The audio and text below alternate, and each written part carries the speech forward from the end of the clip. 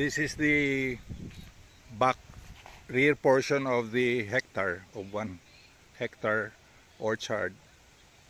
The rear portion is downhill. We're just a few steps to the boundary of this lot, and it's going down. We're going down, walking down.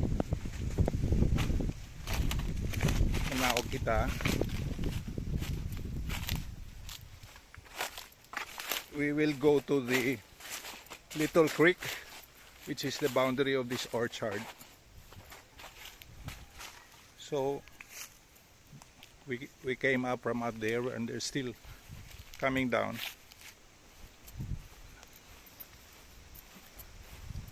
Let us see if there's water in the creek. Medyo a little slippery this slope.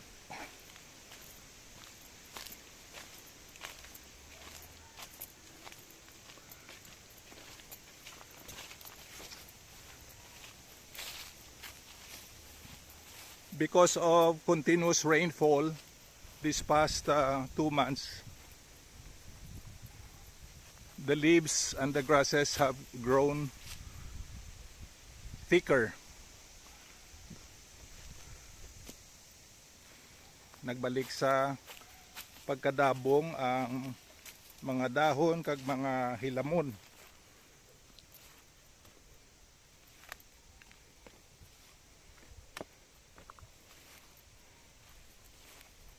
Wait, now naglapaw tayo. I think this is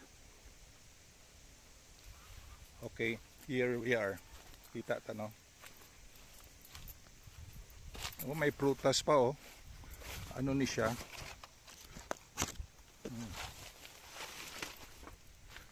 Dayda farita panaog sa creek. Gusto mo makita ang creek, no? Dito kita nagalin sa babaw. We're coming down. I-off ko anay kay do kadanlog.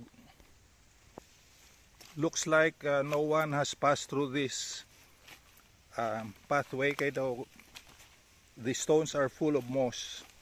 Mossy ang mga damo, lumot ang mga bato. Oh, ari now. Ahay, mamalangalining tubig, oh. Very small creek.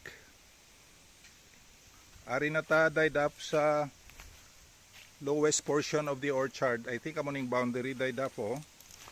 So ara ang tubig.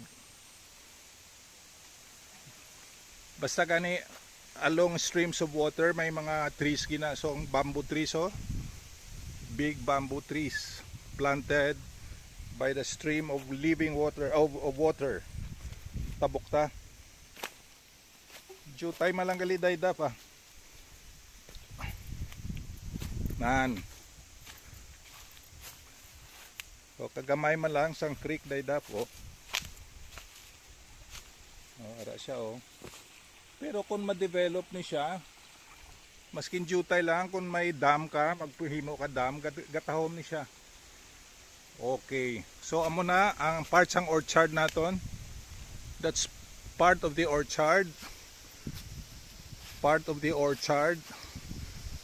Amo ning likod, no? This is the rear portion of the orchard. Ato sa ibabaw, up there, amo na ang level sa road. That part, the front part of the orchard, level sa roadway sa front.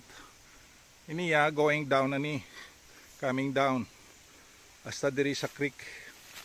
Daydaf. Amo ning gusto ni daydaf makita. Tahom bala na di daydaf mo kun ma-improve ni siya. Magatahom ni kayo. Pasalamat kita sa Ginoo nga katahom sang nabakal ni Dad and ni Ma'am. Thanks be to God that 40 years ago or more, they bought this orchard here in Purok 16, Barangay Alangilan, Bacolod City. Praise be to God.